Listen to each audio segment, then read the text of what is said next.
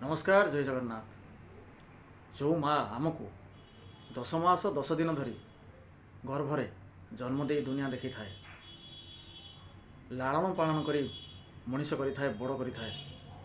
आम जो पारि जाऊ टंका रोजगार करूँ आ बाहागर हो जाऊ, किछिटा स्त्री बोलरे पड़ी से घर पितामाता को घर खावाई न दे वृद्धाश्रम नहीं छाड़ी आसती, आ घर मध्य बाहर कर दियंती गोईठा मारी।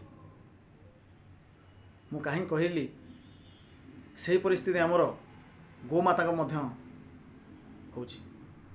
से गोमाता को आमे ताठारो क्षीर पीले गोबर मत पाइले से तले बुढ़ी हो जाऊँगी, ताको आमे नहीं रास्ता कर छाड़ी दौचे। से बिचरा कौटी खायापाई पाऊँ तो कौटी पाऊनी। परिशेष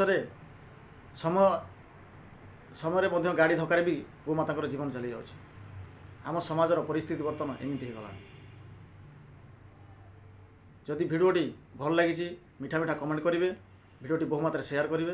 रोची जय जगन्नाथ। नमस्कार।